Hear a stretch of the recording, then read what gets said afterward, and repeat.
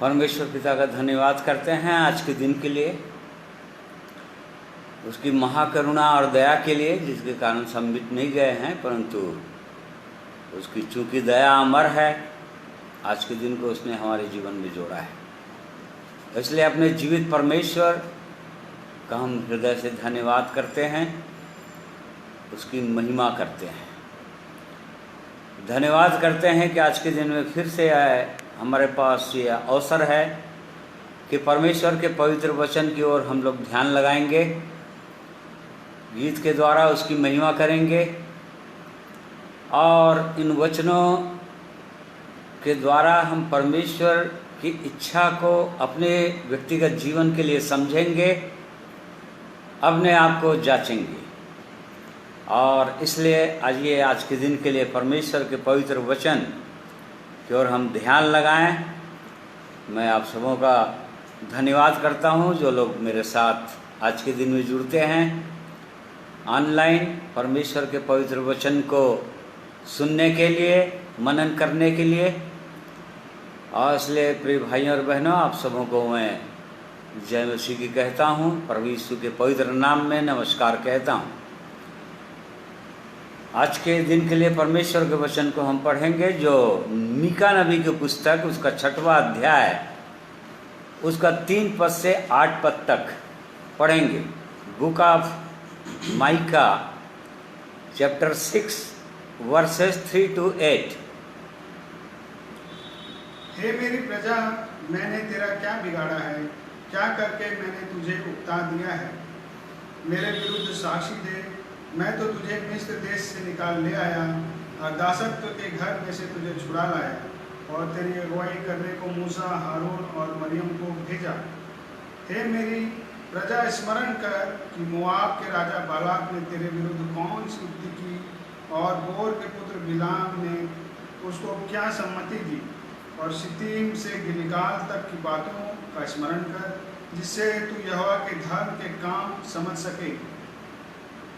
मैं क्या लेकर यहोवा के सम्मुख आऊं और ऊपर रहने वाले परमेश्वर के सामने झुकूं?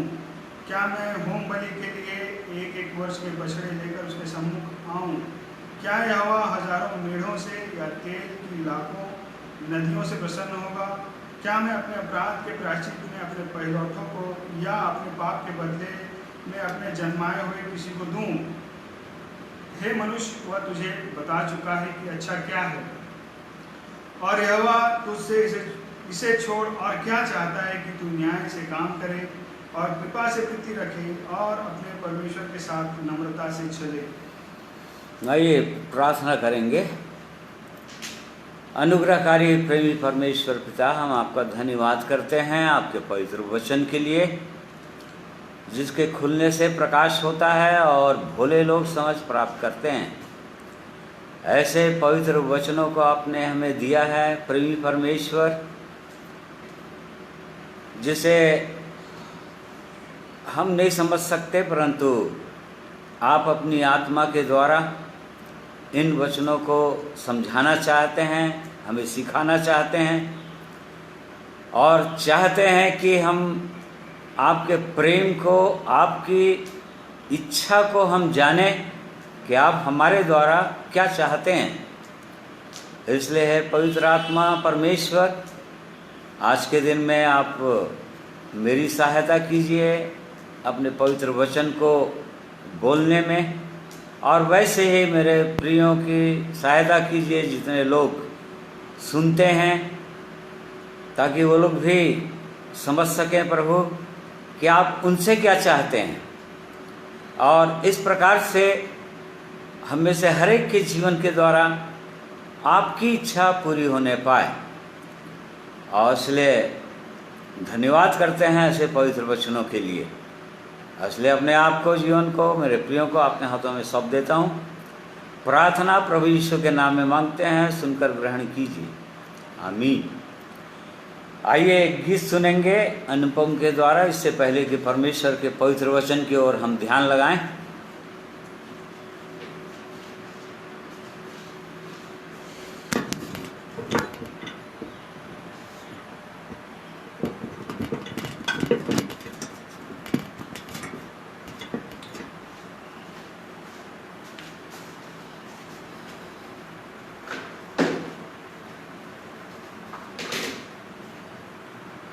प्रभु यीशु मसीह में आप सबों को जय मसीह। मैं भी अपने परमेश्वर पिता का धन्यवाद देता हूँ कि उसने मुझे भी ये मौका दिया, आज का दिन को दिखाया और संभाल के रखा हुआ। ये परमेश्वर की महाकरुणा और उसकी दया का फल है, इसलिए मैं भी अपने परमेश्वर पिता का धन्यवाद देता हूँ। ये गीत के द्वारा परमेश्वर की महिमा करना चाहता हूँ। और ये गीत बहुत ही सुंदर गीत है, आप में से बहुतों को ये गीत आता होगा। आज आके बुलाती है सूली पे फैली बाहें। ये सच है कि परमेश्वर आज भी हमको पुकारता है, हर समय उसका हाथ सूली पे हमारे लिए फैला हुआ है। और जो कोई भी उसकी ओर दृष्टि उठाता है, वचन कहता है कि उसका मुंह कभी काला नहीं होने पाता है और वो कभी लज्जित नहीं होने पाता है। इसलिए इस गीत को सुनते हैं और अपने हृदय को खोलते हैं वचन को सुनने के लिए और अपने हृदय को तैयार करते हैं। आइए इसको सुनते हैं।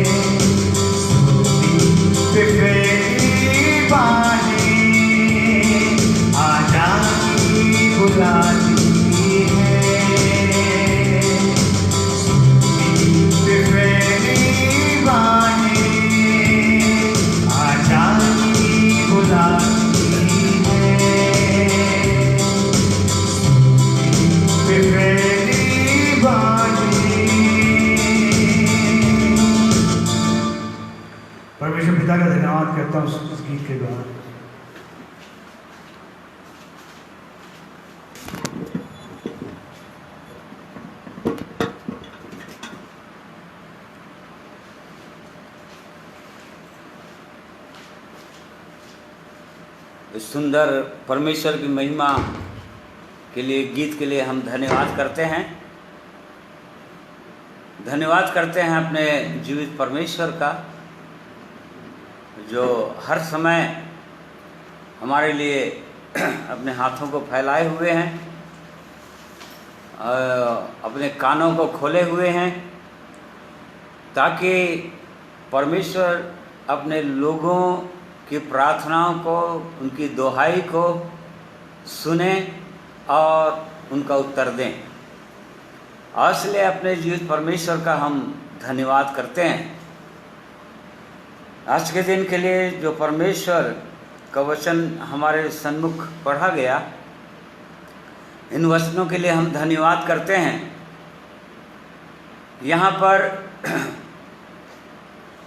परमेश्वर का वाद विवाद है, परमेश्वर का कंप्लेंट है अपने लोगों के लिए, उनके लिए जिनको परमेश्वर ने मिस्र देश से छुड़ाया, जो दासत्व का घर था, अर्थात गुलामी के देश में रहते थे, जहाँ पर शैतान लगातार उनको सता रहा था, कई तरह से पूरी रीति से निराश करके, कई प्रकार की विपत्तियों में डालकर, दुष्ट आत्माओं के द्वारा और बेचैन, चिंतित, भौतिक रीति से अभाव में हर प्रकार से शैतान जिनको सता रहा था, अपने बंधन में रखा था। इन सब से बढ़कर मृत्यु का भय था उनके जीवन में, भयभीत थे हर समय कि कब क्या हो जाएगा, डरे हुए थे और शैतान की पीड़ा को प्रतिदिन सह रहे थे। ऐसा असहनीय हो चुका था। और जब उन्होंने पुकारा परमेश्वर को, मिस्र की गुलामी में रहते रहते जब 430 वर्ष के तक गुलाम थे, और जैसे ही उन्होंने पुकारा, और निर्गमन 2 अध्याय का 23 और 24 पद में हम पढ़ते हैं, एक्सोडस चैप्टर 2, 3, 23 एंड 24। और तब फिर परमेश्वर ने उनकी प्रार्थनाओं को सुना, उनकी कराहना को देखा और अपने जन मूसा को भेजा उनके पास, उनको छुड़ाए कर लाया। उसी बात को परमेश्वर यहाँ पर परमेश्वर के लोगों को स्मरण दिला रहे थे, उनसे वाद विवाद कर रहे थे कि तुम कैसे गुलामी में पड़े हुए थे, पापों के बंधन में, अपराधों के बंधन में, रंग रंग की बुरी दुष्ट अभिलाषाओं में पड़े हुए थे, बेचैन थे, अशांत जीवन था। तुमको मैंने कैसे निकाला, अपने जनों को तुम्हारे पास भेजा, मूसा को, हारून को, मरियम को, जो लोग नए नियम के अंदर परमेश्वर पुत्र और पवित्र आत्मा के प्रतीक हैं। परमेश्वर अपने लोगों के द्वारा स्वयं होकर उनको छुड़ाता है पापों की दलदल से, गुलामी से। उसको स्मरण दिला रहे थे परमेश्वर, और ये भी बता रहे थे कि मिस्र से निकालने के बाद भी जब लाल समुद्र पार हो गए और जब कनान की रास्ता में जा रहे थे, और तब बालाक राजा ने, जो दुष्ट राजा था, और उसने कैसे इनको रोकना चाहा, परमेश्वर के लोगों को कैसे वो चाह रहा था कि ये लोग श्रापित हो जाएं, ये लोग गिर जाएं, पापों में आ जाएं। और उसके लिए यहाँ तक कि परमेश्वर का जो नबी था बिलाम, उसको इस्तेमाल कर रहा था, उसको उसने खरीद लिया रुपये देकर, भारी कीमत चुकाकर, क्योंकि वो भजदत्ता था, उसके मुख से जो कुछ भी निकलता था वैसे ही हो जाता था। बालाक राजा ने चाहा था कि परमेश्वर के लोगों को श्राप दिया जाए, वो लोग श्रापित हो जाएं, परंतु परमेश्वर ने उनको श्रापित होने नहीं दिया। बिलाम के मुख से स्वयं परमेश्वर बोलने लगा और वे लोग आशीषित ही बने रहे। इस बात को परमेश्वर यहाँ पर स्मरण दिला रहा है। आज हमें भी जिनके पास ये अनुभव है, मिस्र देश की गुलामी से, अर्थात इस संसार की गुलामी से, शैतान की गुलामी से छुड़ाए जाने का अनुभव है, लाल समुद्र पार करने का अनुभव है, और वैसे ही पवित्र आत्मा का अनुभव है। पवित्र आत्मा की अगुवाई, पवित्र आत्मा का सामर्थ्य को जीवन में जो लोग अनुभव करते हैं, उनके लिए भी परमेश्वर का यही कंप्लेंट है आज भी, कि यहाँ पर उसने कहा कि 6 पद में, मैं क्या लेकर यहोवा के सन्मुख आऊं। परमेश्वर ने कहा था, हे इस्राएलियों, मैंने क्या कर दिया है तुम्हारे साथ, किस चीज से तुम थक गए हो। मैंने तुम्हारे जीवन में इतनी आशीषें दी, इतना अनुग्रह किया, इतने उपकार किए तुम्हारे जीवन में, और उसके बाद भी तुम मेरी इच्छाओं को क्यों पूरा नहीं कर पा रहे हो।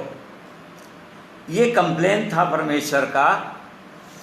और ये बोल रहे थे, जब ऐसा था तो परमेश्वर बोल रहा था कि तुम मेरे पास क्या लेकर आना चाहते हो, क्या सोचते हो।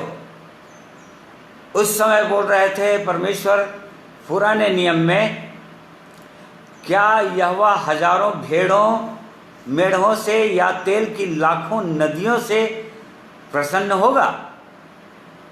क्या मैं अपने अपराध के प्रायश्चित में अपने पहलेठे को या अपने पाप के बदले में अपने जन्माए हुए किसी को दूं। परमेश्वर ये बोलना चाह रहे थे, आज के नए नियम के युग में क्या मैं हजारों लाखों रुपया है परमेश्वर तुझको दूं। या परमेश्वर बोल रहा है, क्या मैं तुम्हारा लाखों करोड़ों रुपया चाहता हूं क्या, तुम्हारी धन संपत्ति मैं चाहता हूं क्या कि तुम मेरे पास लेकर आओ। या जैसे कि बहुत सारे लोग अपने पुत्र का ही बलिदान कर दिए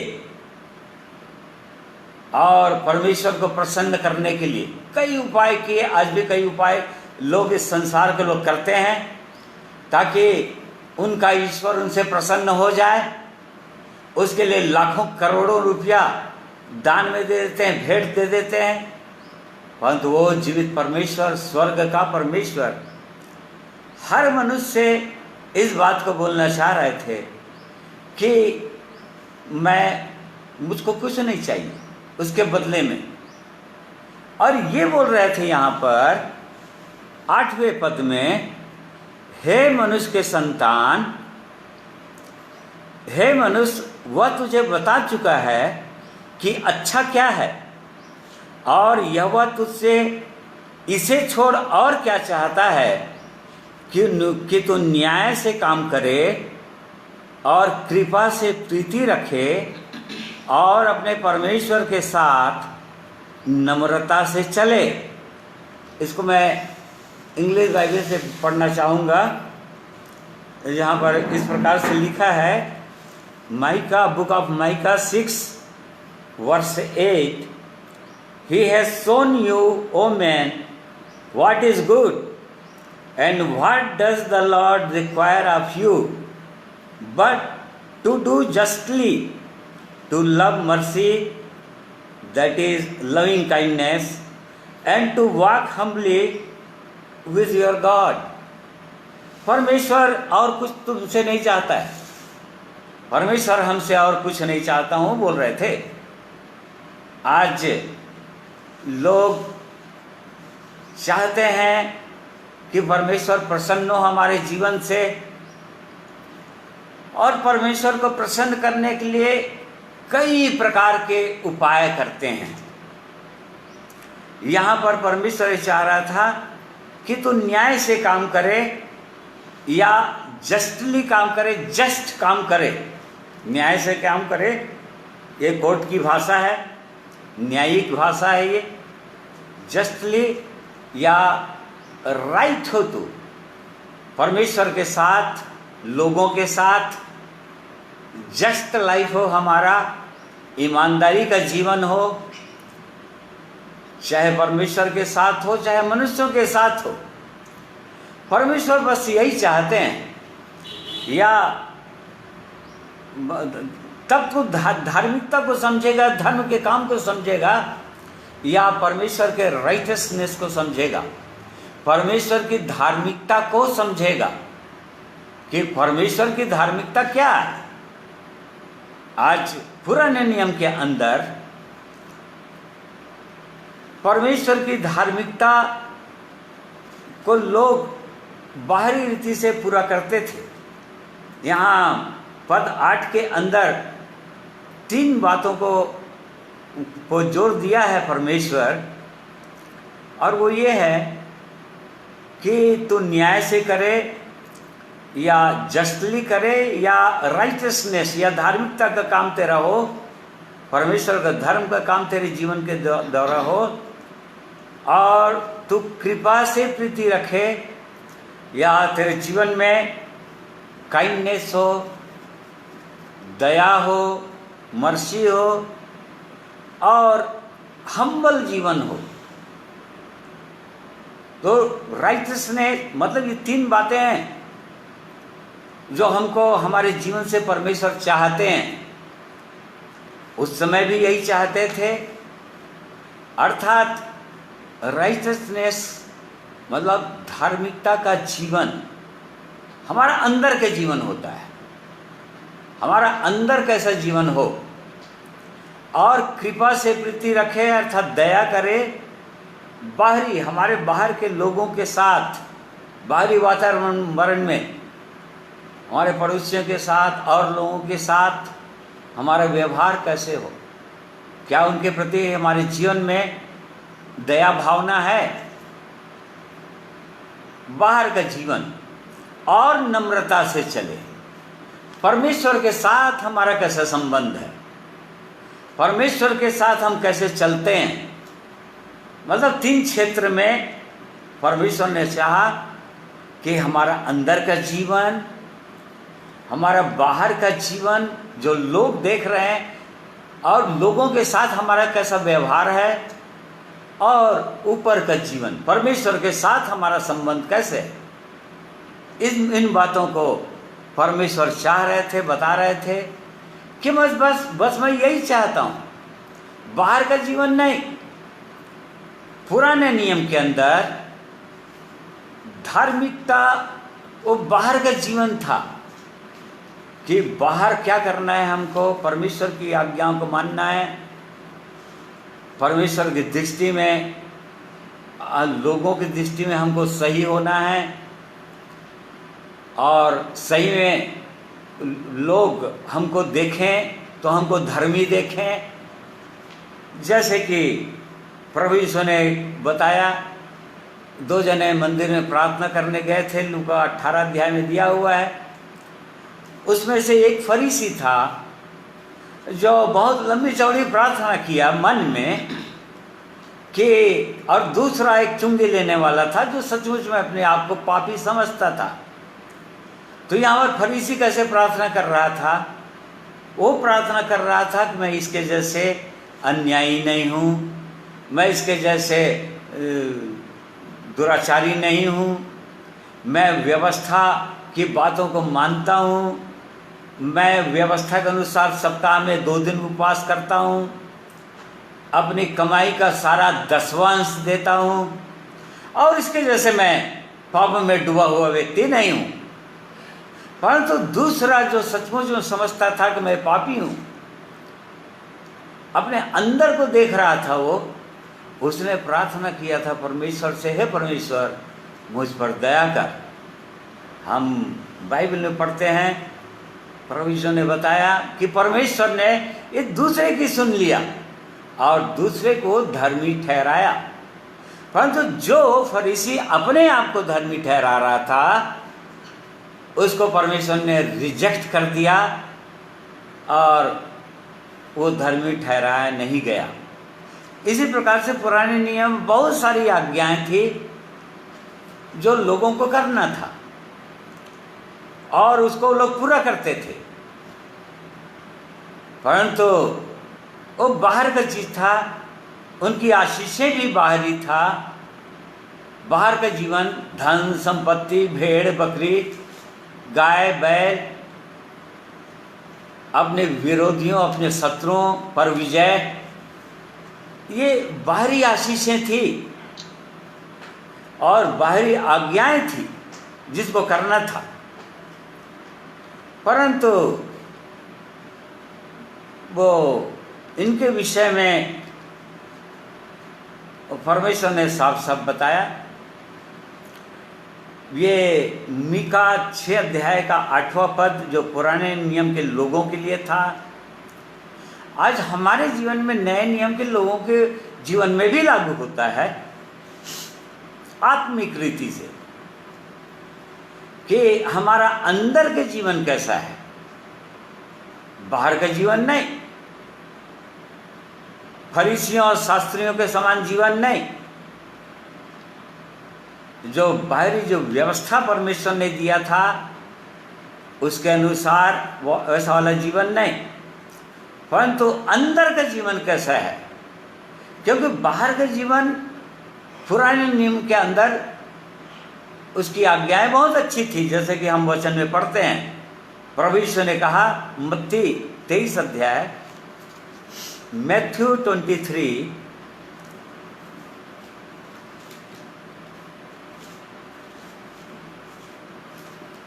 वर्स 5, वे अपने सब काम लोगों को दिखाने के लिए करते हैं। वे अपने ताबीजों को चौड़े करते और अपने वस्त्र की कोरें बढ़ाते हैं। हाँ, कौन लोग? वो किनके विषय में लिखा है, पढ़ो।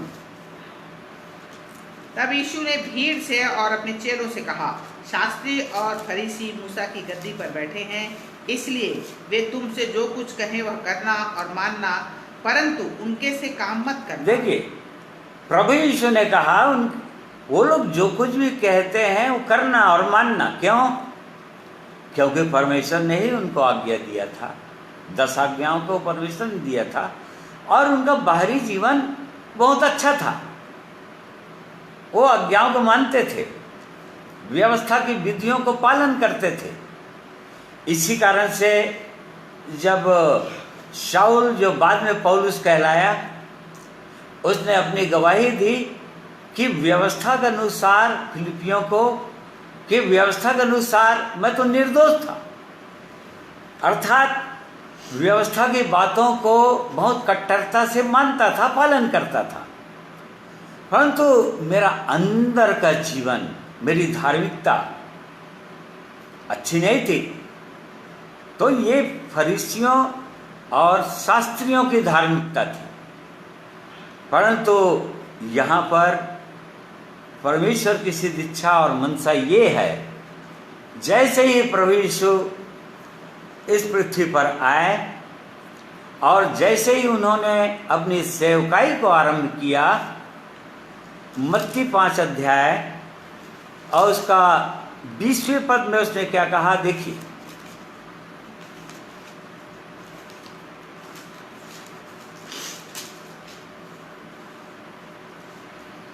क्योंकि मैं तुमसे कहता हूँ, यदि तुम्हारी धार्मिकता शास्त्रियों और फरीसियों की धार्मिकता से बढ़कर न हो तो तुम स्वर्ग के राज्य में कभी प्रवेश करने न पाओगे। हाँ, यहाँ प्रभु यीशु ने साफ साफ बताया कि मैं व्यवस्था को लोप करने के लिए नहीं आया हूँ, परंतु मैं व्यवस्था को पूरा करने के लिए आया हूँ। और प्रभु यीशु ने व्यवस्था को अपने में पूरा कर दिया है, अर्थात पुराना नियम को अपने में पूरा कर दिया है।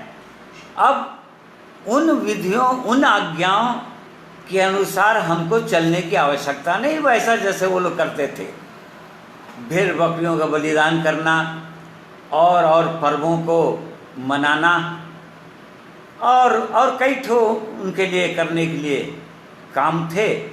परंतु प्रभु यीशु ने कहा कि जब तक तुम्हारी धार्मिकता, ये पहाड़ी उपदेश में कहा, नए नियम के अंदर कहा कि हालांकि नया नियम यहाँ लागू हुआ नहीं था, क्योंकि नया नियम तो पेंतिकॉस्ट के बाद लागू हुआ, जब पवित्र आत्मा आया परमेश्वर के लोगों के अंदर। परंतु प्रभु यीशु यहाँ पर बोल रहे थे कि तुम्हारी धार्मिकता शास्त्रियों और फरीसियों की धार्मिकता से बढ़कर जब तक ना हो तो तुम स्वर्ग राज्य में कभी प्रवेश करने ना पाओगे। इसको हम गंभीरता से लेते नहीं हैं। परमेश्वर के लोग इन वचनों को गंभीरता से नहीं लेते हैं, लेकिन प्रभु यीशु यहाँ पर कह रहा है कि स्वर्ग के राज्य में कभी प्रवेश न करने पाओगे जब तक हमारी धार्मिकता, नए नियम के अंदर जो लोग आ चुके हैं उनकी धार्मिकता, अर्थात जो लोग प्रभु यीशु के लहू से धुल चुके हैं, मिस्र की गुलामी से अर्थात संसार से छूट चुके हैं, पवित्र आत्मा का भागीदार हो चुके हैं, उनको बोल रहा है। उनकी धार्मिकता शास्त्रियों और फरीसियों की धार्मिकता से बढ़कर ना हो।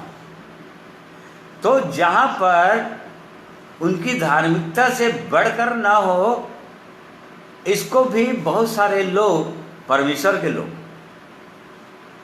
बहुत गलत तरीके से इसको समझे हैं या समझते हैं।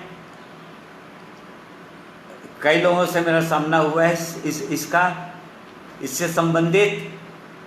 यहाँ पर जैसे ही प्रभु यीशु ने कहा कि फरीसियों की धार्मिकता से बढ़कर ना हो, तो फरीसियों की धार्मिकता क्या थी? यदि फरीसी लोग 3 बार प्रार्थना करते थे दिन में, तो कम से कम हम 4 बार और 5 बार प्रार्थना करें। यदि फरीसी लोग सप्ताह में 2 दिन उपवास करते थे, तो कम से कम हम 3 दिन उपवास करें। उनसे बढ़कर हो जाएगा हमारी धार्मिकता, क्योंकि हम 3 दिन उपवास करेंगे। ये लोग तो केवल 2 दिन उपवास करते थे सप्ताह में। वैसे ही वो लोग अपनी कमाई का 10वां अंश देते थे, 10वां भाग निकालते थे। हम अपनी कमाई का 20वां भाग निकालेंगे, और ऐसा करके हम परमेश्वर के राज्य में, स्वर्ग के राज्य में प्रवेश कर जाएंगे। और शास्त्रियों और फरीसियों की धार्मिकता से हमारी धार्मिकता बढ़कर हो जाएगा। वो लोग तो बहुत सुंदर सुंदर ड्रेस पहनते थे, उनका ड्रेस था याजकों का, ये महायाजकों का, कैसे वस्त्र धारण करते थे। प्रभु यीशु ने कहा वो कहाँ नीचे तक पहनते थे और क्या क्या उनका वस्त्र था। अर्थात बाहरी जीवन, बाहर का जीवन वो लोग मनुष्यों को दिखाने के लिए काम करते थे। प्रभु यीशु ने कहा उनकी धार्मिकता ये थी कि मनुष्यों को दिखाएं हम, कि मनुष्य लोग देखें हमारी धार्मिकता को, और वो लोग जाने, वो लोग कहें कि हम लोग धर्मी लोग हैं। ये यदि ऐसी हमारा भी विचारधारा है, यदि किसी भी विश्वासी भाई और बहनों का विचारधारा है, तो प्रिय भाइयों बहनों, आप शास्त्रियों और फरीसियों से बढ़कर कुछ भी नहीं, और व्यवस्था के अधीन हैं, श्रापित हैं। यदि ऐसा विचारधारा है और ऐसा ही प्रैक्टिस कर रहे हैं, तो बहुत से लोग ऐसा प्रैक्टिस करते हैं, मैं जानता हूं। बहुत से लोग सादा ड्रेस पहनते हैं, बहुत से लोग वाइट ड्रेस पहनते हैं। कई ऐसे डिनोमिनेशंस है जो केवल वाइट ड्रेस पहनना है ताकि परमेश्वर उनको पवित्र समझे, बाहर का जीवन बहुत अच्छा दिखाई दे, इसको ऐसा समझते हैं। परंतु प्रभु यीशु जब ऐसा कह रहे थे यहाँ पर कि तुम्हारी धार्मिकता शास्त्रियों और फरीसियों की धार्मिकता से बढ़कर ना हो जब तक, तो तुम स्वर्ग के राज में कभी प्रवेश करने नहीं पाओगे। इसका क्या मतलब था? आज लोग जब भी ऐसा सोचते हैं इस वचन को, तो उसके क्वांटिटी पर जाते हैं। क्वांटिटी मतलब हमारा चर्च कितना बड़ा है, बहुत बड़ा चर्च है, कितने लोग हैं, 400, 500, 1000, 2000, बहुत बड़ा बिल्डिंग, उधर देते हैं। क्वांटिटी देखते हैं, कितना बड़ा है ये देखते हैं। हम कितना प्रार्थना करते हैं, कितना बाइबल जानते हैं, कितनी लंबी प्रार्थना कर सकते हैं, इस बात को सोचते हैं। क्वांटिटी की ओर ध्यान देते हैं,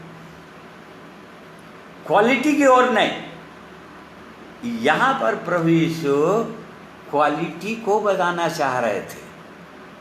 बढ़कर धार्मिकता मतलब क्वालिटी बताना चाह रहे थे। इसी कारण से बार बार उसके बाद प्रभु यीशु ने बताना शुरू किया। उसका 21 पद, 5 के 21 पद, तुम सुन चुके हो कि पूर्व काल के लोगों से कहा गया था कि हत्या न करना, और जो कोई हत्या करेगा वह कचहरी के दंड के योग्य होगा। हाँ देखिए, हाँ, और परंतु मैं तुमसे कहता हूँ कि जो कोई अपने भाई पर क्रोध करेगा वह कचहरी के दंड के योग्य होगा, और जो कोई अपने भाई को निकम्मा कहेगा वह महासभा के दंड के योग्य होगा, और कोई कहे अरे मूर्ख तो वह नरक की आग के दंड के योग्य होगा। देखिए, पुराने नियम में हत्या, वास्तव में किसी को जब कोई हत्या कर देता था, मार देता था, तब वह हत्यारा कहलाता था। अभी के जीवन में, नए जीवन में वो धार्मिकता अभी भी हमको पालन करना है। वही धार्मिकता जो परमेश्वर बार बार बोल रहे थे, पुराने नियम के अंदर भी बोलना चाह रहे थे। परंतु अब हमारी धार्मिकता बढ़कर हो और हायर हो, ऊंचा हो। पुराने नियम की धार्मिकता से हमारी धार्मिकता और ऊंचा हो, हायर लाइफ, ऊंचाई का जीवन। केवल हम हत्या न करें, वो तो 10 आज्ञा दिया है, हत्या नहीं करना है। परंतु अब प्रभु यीशु ने क्या कहा? परंतु मैं तुमसे कहता हूं, क्या कहता हूं? बोला, यदि कोई अपने भाई पर क्रोध करे, अपने भाई को निकम्मा कहे, अपने भाई को कहे हे मूर्ख, तो नरक दंड के योग्य। देख लीजिए, क्यों? क्योंकि ये हत्या नए नियम के अंदर बैरता का पाप है। बैरी हो तुम, बोलता है परमेश्वर। क्यों? क्यों अंदर है हत्या। हत्या हृदय के अंदर भरा हुआ है, मनुष्य के अंदर। बैरता मनुष्य के अंदर है, क्रोध मनुष्य के अंदर है, जलन मनुष्य के अंदर है। इससे बढ़कर हमारी धार्मिकता होनी चाहिए, अर्थात हमारे हृदय साफ होना चाहिए। हमारे हृदय के अंदर अपने भाइयों के प्रति और किसी भी के प्रति, किसी भाई बहनों के प्रति किसी प्रकार का बैरता ना हो। ये परमेश्वर की धार्मिकता है। ये फरीसियों और शास्त्रियों की धार्मिकता से बढ़कर धार्मिकता है। उसी तरह से प्रभु यीशु ने दूसरा जगह ये भी कहा,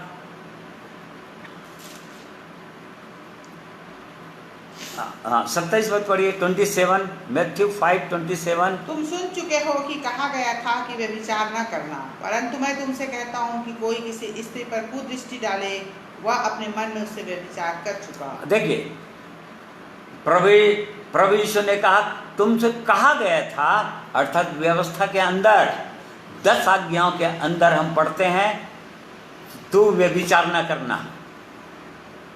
वो व्यभिचार नहीं करना था,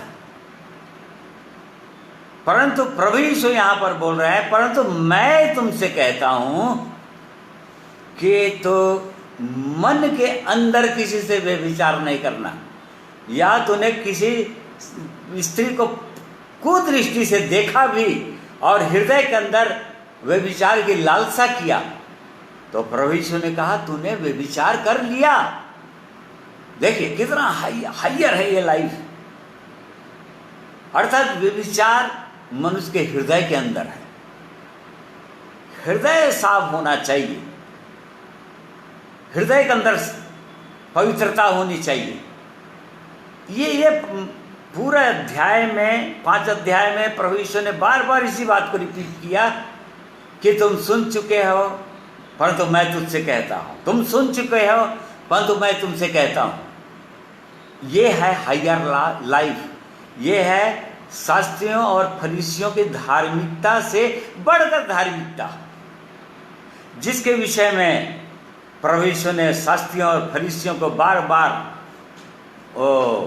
मत्ती 23 अध्याय में, उसको फिर से निकालिए, मैथ्यू 23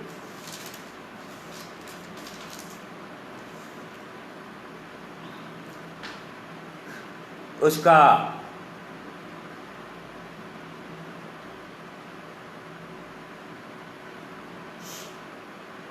28। इसी रीति से तुम भी ऊपर से मनुष्यों को धर्मी दिखाई देते हो परंतु भीतर कपट और अधर्म से भरे हुए हो। देखो, ये शास्त्रियों और फरीसियों को बोल रहे थे, हे कपटी शास्त्रियों और फरीसियों, तुम लोग कपटी लोग हो। बाहर का जीवन तुम्हारा बहुत सुंदर दिखाना चाहते हो, जब लोग देखते होंगे, जब लोग देखते रहें तब तुम बहुत अच्छा दिखते हो उनके सामने में, परंतु जब तुम अकेले में होते हो तब तुम क्या विचार करते हो, क्या सोचते हो, तुम क्या देखना पसंद करते हो। हमको अपने जीवन को जांचना चाहिए इन वचनों के द्वारा। और यदि हम बाहर में जब और विश्वासी भाई और बहन लोग हैं, तब जो हम उनसे व्यवहार करते हैं या उनको देखते हैं, उनके सामने में हम कोई गलत बात नहीं बोलेंगे या गलत चीज़ों को देखना पसंद नहीं करेंगे, परंतु जब हम अकेले में होते हैं तब क्या देखते हैं, हमारा अंदर का जीवन क्या है। यदि हमारा अंदर का जीवन यदि फरीसियों शास्त्रियों जैसे है, भीतर कपट और अधर्म है हमारे जीवन के अंदर भी, तो हम भी फरीसियों से कम नहीं हैं, जिनको प्रभु यीशु ने बार बार डांटा, चुना फिरी हुई कब्रें कहा। वैसे ही उसका 23 वर्ष भी पढ़ेंगे। हे कपटी शास्त्रियों और फरीसियों, तुम पर हाय, तुम पुदीने और सौंफ के और जीरे का दशमांश भी देते हो, परंतु तुमने व्यवस्था की गंभीर बातों अर्थात न्याय और दया और विश्वास को छोड़ दिया है। चाहिए था कि इन्हें भी करते रहते और उन्हें भी न छोड़ते। हाँ, और आगे, हे अंधे अगुओं, तुम मच्छर को तो छान डालते हो परंतु ऊंट को निगल जाते हो। मतलब छोटी छोटी बातों को तुम ध्यान देते हो, परंतु परमेश्वर की दृष्टि में तुम व्यवस्था की गंभीर बात, व्यवस्था ये भी बता रहा था बार बार, केवल तुम्हारे ड्रेस कैसे, तुम्हारी भौतिक आशीषें क्या क्या होनी चाहिए, तुम्हारे पर्व क्या क्या तुमको मनाना है, यही नहीं बोल रहा था। व्यवस्था के अंदर ये भी बातें थी। प्रभु यीशु यहाँ पर बता रहे थे कि व्यवस्था की गंभीर बातों को अर्थात न्याय और दया और विश्वास को तुमने छोड़ दिया। चाहिए था कि वो भी करते रहते और तुम्हारा अंदर का जीवन भी अच्छा होता, और तब तुम्हारी धार्मिकता, परंतु लोग नहीं कर पाते थे। उनका जीवन ऐसा नहीं था, उनके जीवन में वो परमेश्वर की सामर्थ्य नहीं थी। पवित्र आत्मा जो परमेश्वर का सामर्थ्य है उनको नहीं मिला था, परंतु नए नियम के विश्वासियों के अंदर अपनी आत्मा की सामर्थ्य भी दे देता है। इसी कारण से वो परमेश्वर हमसे ये चाहते हैं कि हमारा भी जीवन कैसा हो, न्याय का जीवन, धार्मिकता का जीवन हो, जिसको ऐसी धार्मिकता जो परमेश्वर को भाए, परमेश्वर पवित्र ठहरे, हमारा अंदर का जीवन सही हो, किसी प्रकार से कपट का जीवन ना हो। ये परमेश्वर की सिद्ध इच्छा थी पुराने नियम के अंदर भी और नए नियम के अंदर भी।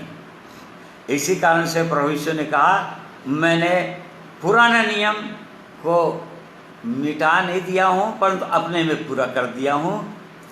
या पुराना नियम अब तुमको कर दिया हूँ। पुराने नियम कहने का मतलब आज्ञाएं, विधियां, नियम, पुराने नियम को मनाना और अलग अलग चीज़ें, जो एक दूसरे से डिवीज़न रखना, कौन लेवी है, कौन याजक है, कौन महायाजक है, इन सब बातों को प्रभु यीशु मसीह ने अपने में पूरा कर दिए। और इस कारण से उन बातों को पर हमको चित्त नहीं लगाना है अब, परंतु अब धार्मिकता। इसी कारण से प्रभु यीशु ने आगे जोड़ दिया 6वें अध्याय में मत्ती के उसका 33 पद में, मत्ती 6:33, इसलिए पहले तुम उसके राज्य और धर्म की खोज करो तो ये सब वस्तुएं भी तुम्हें मिल जाएंगी। सो कल के लिए चिंता न करो, क्योंकि कल का दिन अपनी चिंता आप कर लेगा। आज के लिए आज ही का दुख बहुत है। इसलिए प्रभु यीशु ने फिर सब कुछ को बताते बताते इन सब चीज़ों को, इसलिए अब तुमको क्या करना है, पहले तुम परमेश्वर के राज्य और परमेश्वर का धर्म, राइचियसनेस ऑफ गॉड, उसकी खोज करो। परमेश्वर की धार्मिकता क्या है, अब तुम्हारे लिए क्या है, क्या चाह रहा है परमेश्वर? वो भेड़ और बकरियां नहीं चाह रहा था, लाखों नदियों का तेल नहीं चाह रहा था वो, परंतु क्या चाह रहा था? अपने लोगों से न्याय संगत बातें करो, न्याय से चलो, जस्टिफिकेशन हो तुम्हारे जीवन में, धार्मिकता का जीवन हो, अर्थात परमेश्वर का जीवन हो, इसकी खोज करो और तब सब चीजें तुमको दे दी जाएंगी।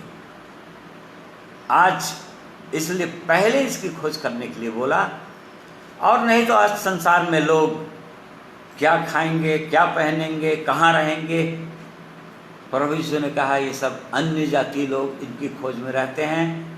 अर्थात जो लोग परमेश्वर को नहीं जानते, व्यक्तिगत रीति से जिनका संबंध परमेश्वर के साथ नहीं हुआ, जो लोग परमेश्वर के पवित्र प्रेम को, पवित्रता को, उसकी सामर्थ्य को अपने हृदय के अंदर महसूस नहीं किए, पापों की क्षमा को, पापों से छूटने का जीवन को, उनको बोलता है अन्य जाति। अन्य जाति लोग इसकी खोज में रहते हैं, परंतु तुम परमेश्वर के राज्य और परमेश्वर का धर्म, परमेश्वर का धर्म। इस संसार में तो धर्म है, संसार का धर्म, परमेश्वर को जानते ही नहीं वो लोग, परमेश्वर के प्रेम को ही नहीं जानते, और इस कारण से खोए हुए हैं, भटके हुए हैं। एक दूसरे को कितना चोट पहुंचा सकते हैं, कितना धोखा दे सकते हैं, किसकी हत्या कर सकते हैं, किसकी छीन सकते हैं, लूट सकते हैं, उसी को धार्मिकता समझते हैं, उसी को धर्म समझते हैं।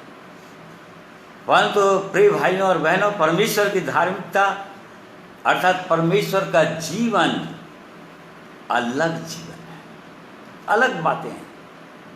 और जो लोग परमेश्वर के जीवन को जीते हैं, बाइबल के अंदर उनके लिए प्रतिज्ञा है, पुराने नियम के अंदर भी, नए नियम के अंदर भी।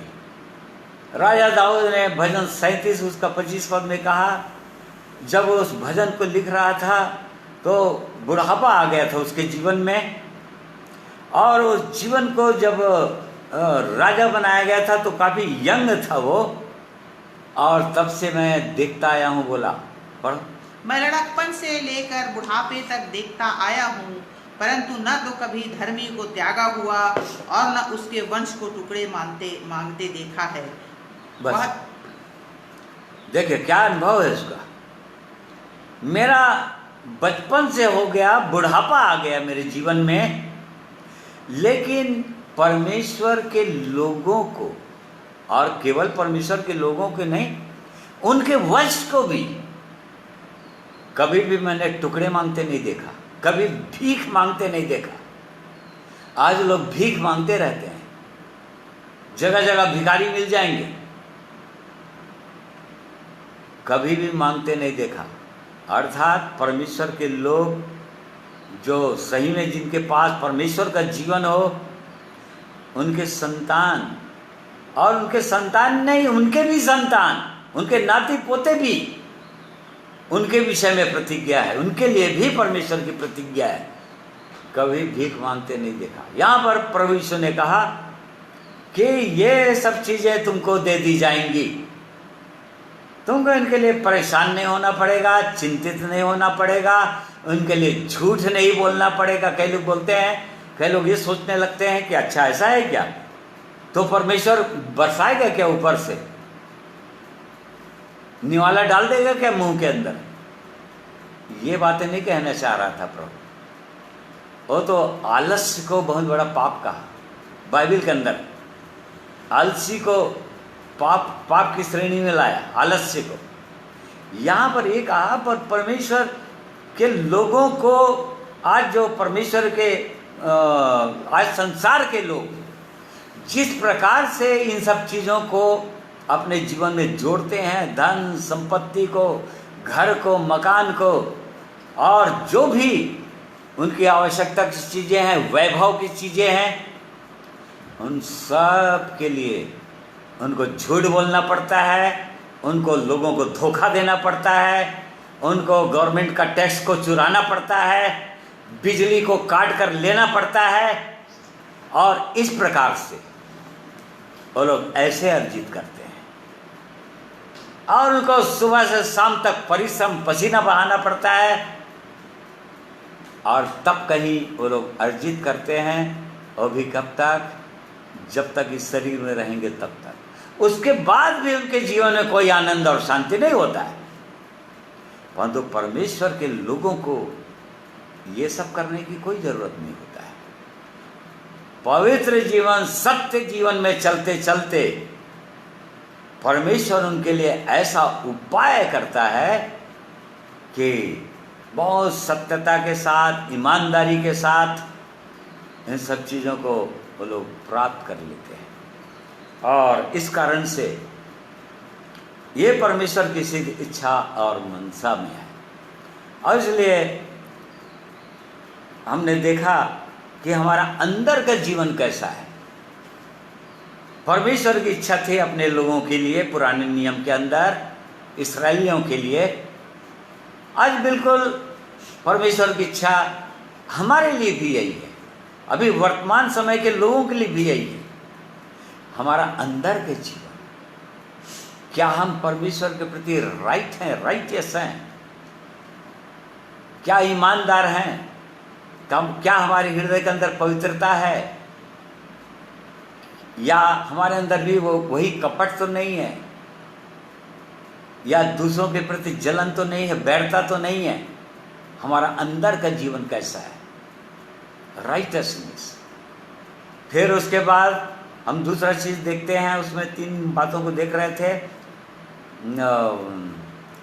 मीका उसका 6 का 8 पद में, हे परमेश्वर के लोग, इससे ज़्यादा मैं और क्या चाहता हूँ तुमसे। 8वां पद, हे मनुष्य, वह तुझसे बता चुका है कि अच्छा क्या है, और यहोवा तुझसे इसे छोड़ और क्या चाहता है, कि तू न्याय से काम करे और कृपा से प्रीति रखे और अपने परमेश्वर के साथ नम्रता से न्याय से काम करे, अर्थात तुम्हारा अंदर का जीवन राइटसली या जस्टली, जस्ट, हमारा जीवन जस्ट हो, अंदर का जीवन। और उसके बाद यदि अंदर के जीवन हमारा अच्छा है, तो प्रभु यीशु ने कहा कि तुम बाहर से बर्तन को मांजते हो, अंदर तो अंधकार से भरा हुआ है, पूरी रीति से अंदर को पहले साफ कर लो, तो बाहर के जीवन ऐसे साफ हो जाएगा। बाहर के जीवन को साफ करने की आवश्यकता नहीं होगी।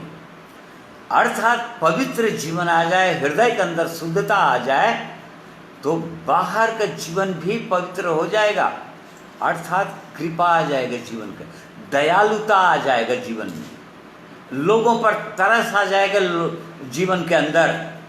जब ऐसे पापों में डूबे हुए लोगों को देखेंगे, उन पर तरस आ जाएगा, प्रभु यीशु का जीवन आ जाएगा।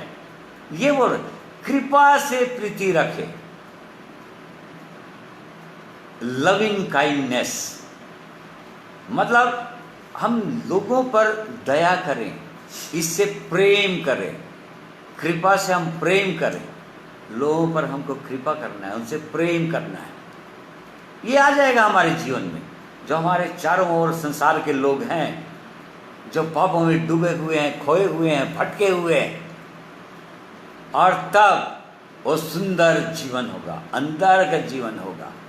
प्रभु यीशु ने कहा, तुमने व्यवस्था की गंभीर बातों को छोड़ दिया, अर्थात न्याय और दया को छोड़ दिया। ये बोला। हम यूहन्ना 8 अध्याय के अंदर जॉन 8, गॉस्पेल ऑफ जॉन 8, उसमें हम 5वें पद के अंदर पढ़िए। व्यवस्था में मूसा ने हमें आज्ञा दी कि ऐसी स्त्रियों को पथरवाह करे, सो तू उस स्त्री के विषय में क्या कहता है? उन्होंने उसे परखने के लिए यह बात कही ताकि उस पर दोष लगाने के लिए कोई बात पाए। परंतु यीशु झुककर उंगली से भूमि पर लिखने लगा। जब वे उसे पूछते रहे तो उसने सीधे होकर उससे कहा, तुम में जो निष्पाप हो वही उसको पहले पत्थर मारे। और फिर झुककर भूमि पर उंगली से लिखने लगा। परंतु वे यह सुनकर बड़े से लेकर छोटों तक एक एक करके निकल गए और यीशु अकेला रह गया। हाँ, बस। तो यहाँ पर उन्होंने कहा, फरीसियों ने, शास्त्रियों ने एक स्त्री को पकड़ कर लाए यीशु के पास, और यीशु को कहने लगा, परखना चाहते थे, उसको किसी बात से पकड़ना चाह रहे थे वो लोग। उन्होंने कहा, व्यवस्था में मूसा ने हमको आज्ञा दी है कि ऐसी स्त्रियों पर पथरवाह करें, अतः तू इस स्त्री के विषय में क्या कहता है? ये सही बात है। वो लोग कोई गलत बात नहीं बोल रहे थे, क्योंकि स्वयं परमेश्वर ने या स्वयं प्रभु यीशु ने, जब वो स्वर्ग में होंगे, क्योंकि स्वर्ग से नीचे आए थे पृथ्वी पर, तब उन्होंने ही आज्ञा दिया था व्यवस्था के अंदर। लय व्यवस्था 20 का 10 पद में लिखा हुआ है। उन्होंने ही आज्ञा दिया था कि ऐसी स्त्री को मार डालना चाहिए। परंतु क्या कहा था उसने? यहाँ पर उसको फिर से यूहन्ना को पढ़ो, 3 पद पढ़ो। तब शास्त्री और फरीसी एक स्त्री को लाए जो व्यभिचार में पकड़ी गई थी, और उसको बीच में खड़ी करके यीशु से कहा। देखिए, लय व्यवस्था में क्या कहे, व्यवस्था के अंदर क्या कहा गया था? ये लोग व्यवस्था का रेफरेंस दे रहे हैं प्रभु यीशु को, जिसने स्वयं आज्ञा दिया था। हाँ, उसका 10वां पद, 20 अध्याय का 10वां पद, लय व्यवस्था 20-10वां पद। फिर यदि कोई पराई स्त्री के साथ व्यभिचार करे, तो जिसने किसी दूसरे की स्त्री के साथ व्यभिचार किया हो, तो वह व्यभिचारी और व्यभिचारिणी दोनों निश्चय मार डाले जाएं। हाँ, देखिए, वो परमेश्वर ने व्यवस्था में ऐसा कहा था। ये लोग इस बात को तो बोल रहे हैं कि व्यभिचार में पकड़ी गई थी, अर्थात उस पुरुष को क्यों नहीं लाए थे फिर ये लोग? व्यवस्था के बाद प्रभु यीशु को बोल रहे थे कि मूसा ने हमको ऐसी आज्ञा दिया है, परंतु उस पुरुष को छोड़ दिए थे। क्यों छोड़ दिए होंगे? क्या सोचते हैं आप? हो सकता है कि शास्त्री और फरीसियों के कोई वो संबंधी हो, रिलेटिव हो, या उन्हीं में से कोई व्यक्ति हो। पक्षपात से भरा हुआ इनका जीवन रहता था। पक्षपाती जीवन होता था इनका, निष्पक्ष जीवन नहीं होता था इनका। परमेश्वर ने अवश्य आज्ञा दिया था, परंतु ये आज्ञा दिया था कि दोनों को मार डाला जाए यदि वे विचार में इस प्रकार से पकड़े जाएं तो। परंतु इन्होंने केवल स्त्री को लाया प्रभु यीशु के सामने उस पर दोष लगाने के लिए, परंतु प्रभु यीशु ने कुछ नहीं कहा। उनके सामने में लिखने लगा, और इंग्लिश बाइबल में लिखा है कि उनका पाप उनको काटा, उनका विवेक उनको दोषी ठहराया। और तब फिर एक एक करके बड़े से लेकर छोटे तक सब पत्थर छोड़ छोड़ के चले गए, क्योंकि प्रभु यीशु ने कहा था यदि तुम में से ये वो पत्थर माले पहला जिसने कोई पाप ना किया हो, एक भी पाप ना किया हो। ये स्वयं पापी लोग थे जो स्त्री को पकड़ कर ले आए थे प्रभु यीशु के पास, और सब चले गए फिर। और तब फिर क्यों? क्योंकि सब लोग का विवेक ने उनको काटा, उनके पापों को दिखाया, ऐसे ही पापों को दिखा दिया होगा, और तब एक एक पत्थर को छोड़ छोड़ के चले गए। तब प्रभु यीशु अकेला रह गया स्त्री के सामने। क्या सोचते हैं? प्रभु यीशु के पास वो अधिकार था। क्यों?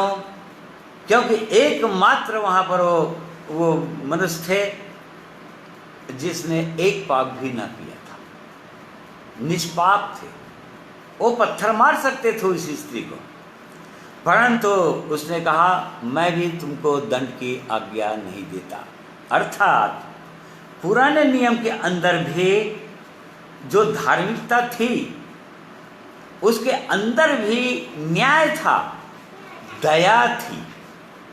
इसीलिए प्रभु यीशु ने कहा मत्ती 23 अध्याय के अंदर 27 में, परंतु तुमने व्यवस्था की गंभीर बातों को छोड़ दिया, अर्थात न्याय और दया को। तुमने दया नहीं किया। क्या परमेश्वर की ये इच्छा है कि ऐसी स्त्री जो पापों में डूबी वो मार डाली जाए?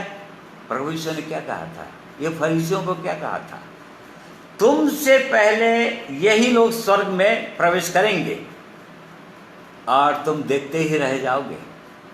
तो यहाँ पर प्रिय भाइयों और बहनों, प्रभु यीशु जो धार्मिकता है या न्याय का जीवन है, वो दया का भी जीवन है। पहले दया करना चाहता है एक मनुष्य पर।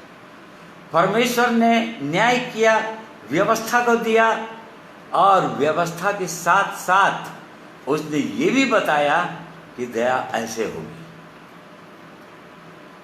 परंतु यहाँ पर प्रभु यीशु स्वयं आ गए और उसने स्वयं मनुष्य पर तरस खाया, दया किया, और उसके लिए उसको अपना बलिदान भी देना पड़ा। बलिदान देना पड़ेगा। इसलिए दया, काइंडनेस हमारे जीवन में यदि आ गया, नए नियम का जीवन आ गया एक विश्वासी के अंदर, तो उनके पास ना केवल अंदर का जीवन अच्छा हो, परंतु बाहर का भी जीवन अच्छा हो। लोगों के प्रति हमारे जीवन में दया हो, तरस हो। हम तरस खाएं, प्रभु यीशु तरस खाते थे लोगों पर। भीड़ को देखकर उनकी आंखों में आंसू आ जाता था, तरस से भर जाता था। एक सुंदर पद है नीति वचन 22 अध्याय, उसका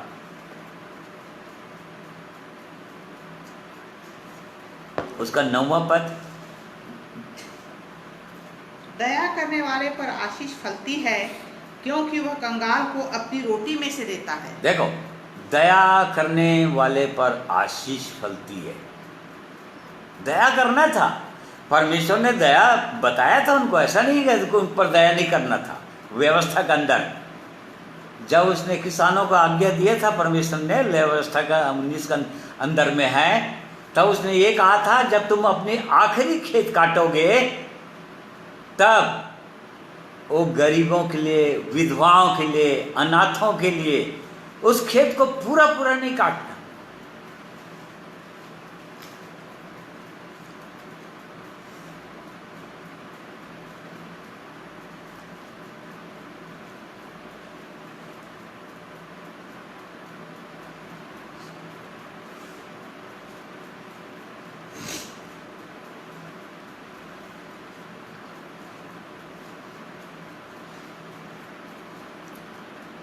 तो परमेश्वर यहाँ पर अपनी दया को भी रखा था। मैं उनके लिए आज्ञा दे रहा हूं, जब तुम खेत की बीड़ा उठाओगे, अंजीरों को झाड़ोगे पेड़ से, तो पूरा पूरा नहीं झाड़ लेना। दाख की बारी में जाओगे, पूरी दाखों को नहीं तोड़ लेना, परंतु गरीबों के लिए, अनाथों के लिए छोड़ देना। जब शीला बीनोगे तो शीला को, तुम खेत का मालिक हो, तुम नहीं उठाना, परंतु उन अनाथों के लिए छोड़ना। क्यों? क्योंकि मैं उनका भी परमेश्वर हूं। उन पर दया करना था उनको। क्यों दया करना था? एक याकूब दूसरा अध्याय, याकूब की पत्री, book of James chapter 2 verse 13।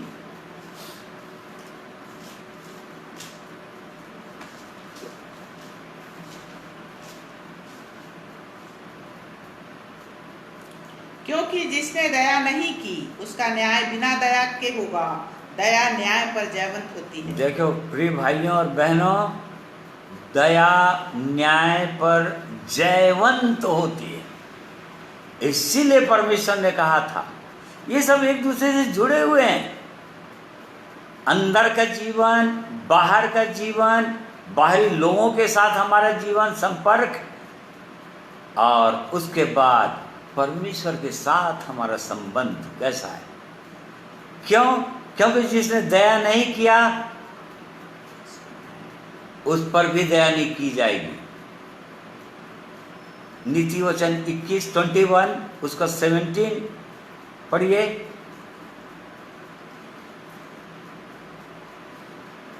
जो राग रंग से प्रीति रखता है, सॉरी कौन सा 13,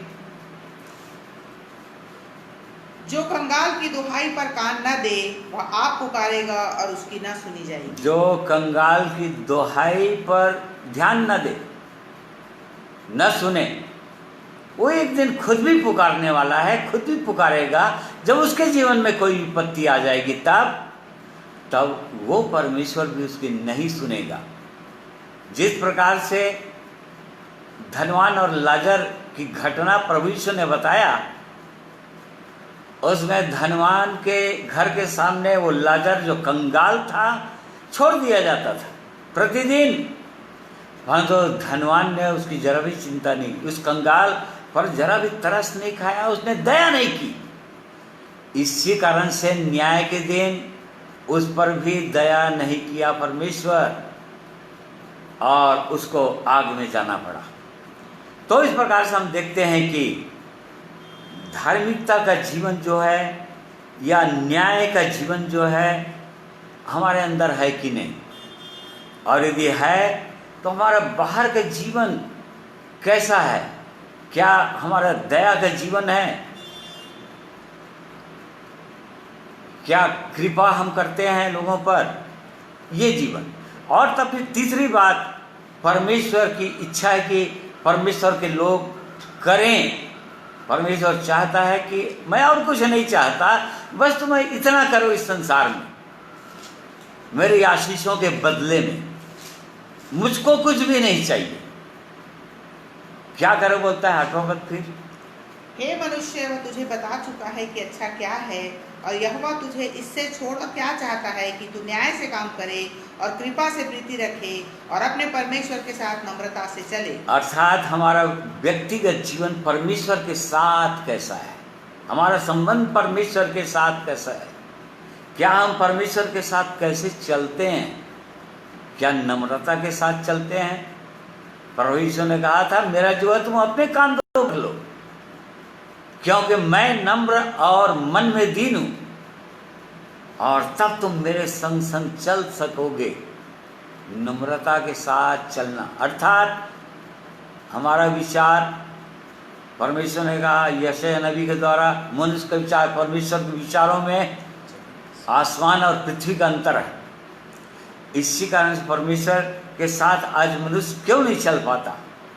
क्योंकि परमेश्वर के साथ उसका संबंध नहीं होता है, मन एक नहीं होता है। जैसे कि आमोस की पुस्तक book of Amos chapter 3 verse 3,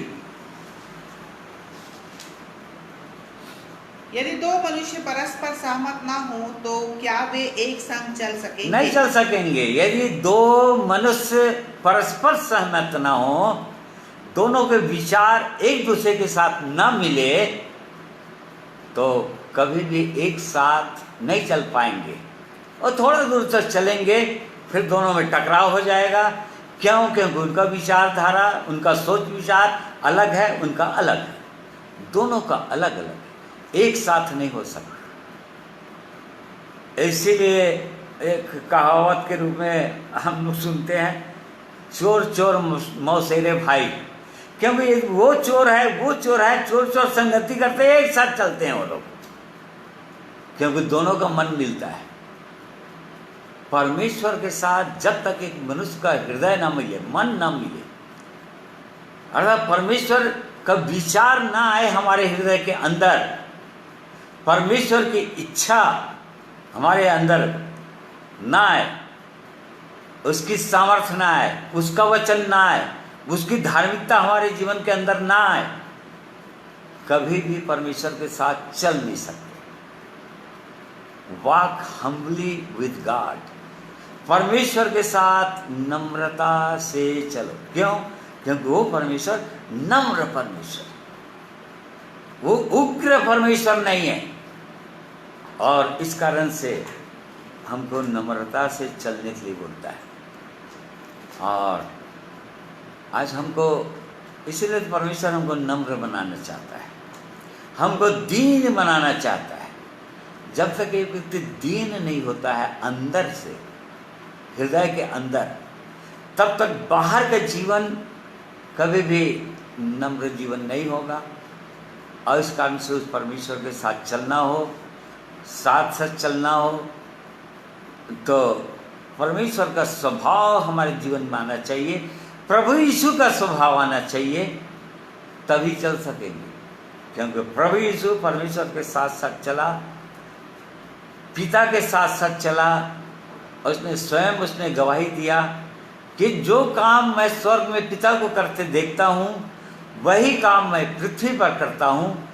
जो बातें मैं पिता से सुनता हूँ, वही बात मैं तुमसे बोलता हूँ।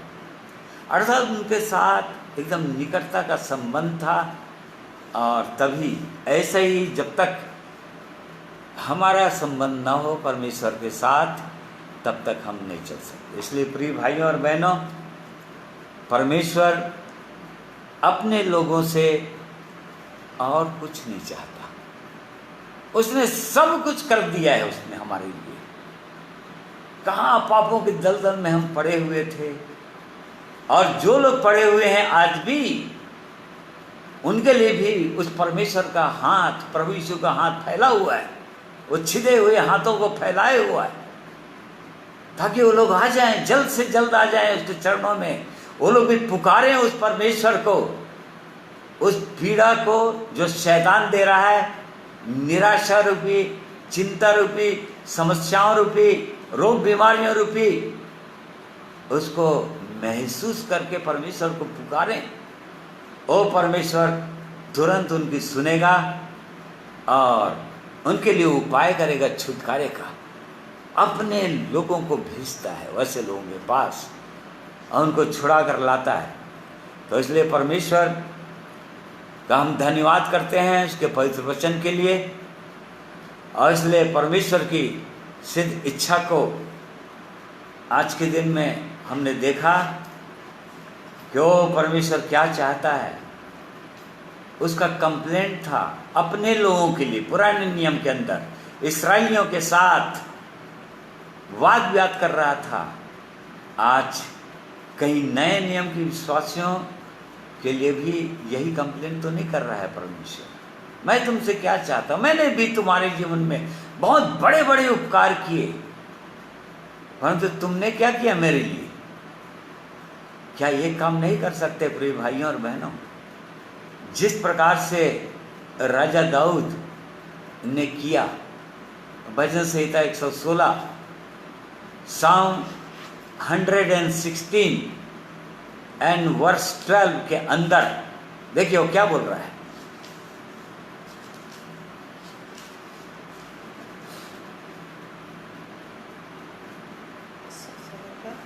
116 का 12 पद। यहोवा ने मेरे जितने उपकार किए हैं उनका बदला मैं उसको क्या दूं? मैं उद्धार का कटोरा उठाकर यहोवा से प्रार्थना करूंगा। मैं यहोवा के लिए अपनी मन्नतें सबों की दृष्टि में प्रकट रूप में उसकी सारी प्रजा के सामने पूरी करूंगा। देखिए वो परमेश्वर का जन राजा दाऊद क्या बोल रहा है? वो स्मरण कर रहा है, उसके उपकारों को स्मरण करता है, उसके परमेश्वर की आशीषों को बचपन से लेकर बुढ़ापे तक वो स्मरण करता है। आज हम भूल तो नहीं गए प्रिय भाई और बहन, परमेश्वर ने हमारे जीवन में भी अनगिनत उपकार किए हैं, अनगिनत आशीषें दिए हैं। हम उसके एक गीत को गाते हैं, उसकी आशीषों को गिनो, कैसा गिनो गिनो आशीषों को नाम बिना नाम बनाम, आशीष गिनो नाम बनाम और तुम विस्मित हो जाओगे देखकर उसके अद्भुत कामों को। यदि बचपन से लेकर आज तक के जीवन को, इस उम्र तक के जीवन को काउंट कीजिए, देखिए कि परमेश्वर ने कैसे जीवन के अंदर सहायता किया है, कैसे संभाला है, कई बार मृत्यु सैया से बचाया है, कई बार रोग बीमारियों से बचाया है, कई बार एक्सीडेंट होते होते बचाया है। उसके उपकारों को गिनिए प्रिय भाइयों और बहनों, और तब ऐसे ही प्रार्थना कीजिए, हे परमेश्वर आपके मैं उपकारों का क्या बदला दे सकता हूँ? मैं कुछ नहीं दे सकता। आप कुछ नहीं चाहते हैं मेरे परमेश्वर, आप केवल यही चाहते हैं मुझसे कि मैं भी अपने ये जीवन पूरी रीति से आपको समर्पित करता हूँ, आपकी इच्छाओं को अपने जीवन के द्वारा पूरा करने के लिए इस पृथ्वी पर आपके पवित्र वचन के अनुसार चलने के लिए मैं निर्णय करता हूँ। यही निर्णय प्रिय भाइयों और बहनों उस परमेश्वर की इच्छा है कि हम सब लोग करें, उसके उपकारों को देखते हुए उसके साथ चलें, उसकी धार्मिकता हमारे जीवन में हो।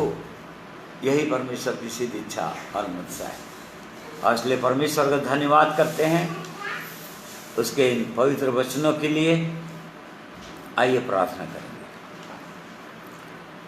अनुग्रहकारी प्रेमी परमेश्वर पिता, हम आपका धन्यवाद करते हैं आपके उत्तम आशीषों के लिए, आपके अनगिनत उपकारों के लिए जो आपने हमारे जीवन में किए बचपन से। आपका वचन कहता है प्रभु, मैंने बाल बच्चों का पालन पोषण किया, उनको बढ़ा भी दिया। ये सच है प्रेमी परमेश्वर, आपने हमारी सहायता की है बचपन से लेकर, आपने इस उम्र तक हमारी रक्षा की है। जब इस संसार में बहुत सारे लोग मर गए, इस संसार को छोड़कर चले गए, आज सामयिक मृत्यु हो गई बहुतों की, परंतु आज के दिन को आपने हमें दिखाया है। आपकी एक कृपा है, आपकी दया हुआ है, आपका तरस है प्रभु, क्योंकि आप हमसे प्रेम करते हैं। और इसी कारण से अपने छिदे हुए हाथों को आज भी आप फैलाए हुए हैं, ताकि आपके उपकारों को ध्यान देते हुए हम आपके चरणों में दीन हो जाएं, टूट जाएं, आपकी इच्छाओं को अपने जीवन में पूरा करने के लिए हमारी सहायता अगुवाई कीजिए। प्रेमी परमेश्वर, मेरे प्रिय भाइयों और बहनों की सहायता कीजिए, जितने लोग इस वचन को सुने आज के दिन और आगे भी सुनते हैं, हर एक की सहायता कीजिए। हे पवित्र आत्मा परमेश्वर, मैं धन्यवाद करता हूँ आपके ऐसे पवित्र वचनों के लिए। मैं धन्यवाद करता हूँ आपने मेरी भी सहायता की आज के दिन में अपने पवित्र वचन को बोलने के लिए। मेरे प्रियों की सहायता किया है आपने आपके पवित्र वचन को ध्यान से सुनने के लिए, समझने के लिए और वैसे ही निर्णय करने के लिए, आपके साथ चलने का निर्णय, समर्पण करने के लिए। आपकी स्तुति हो, आपकी तारीफ करता हूँ। धन्यवाद करते हैं। प्रार्थना प्रभु यीशु के पवित्र नाम में मांगते हैं, सुनकर ग्रहण कीजिए। आमीन। प्रिय भाई और बहनों, मैं आप सबों का धन्यवाद करता हूँ। आपने बड़े धीरज के साथ परमेश्वर के पवित्र वचन को सुना, ध्यान दिया। इन वचनों को और आगे भी आप मनन कीजिए और ध्यान दीजिए, पढ़िए इन वचनों को और अपने व्यक्तिगत जीवन को जांचिए, देखिए। परमेश्वर आपकी सहायता, आपकी अगुवाई करेगा। आप सबों को जय मसीह।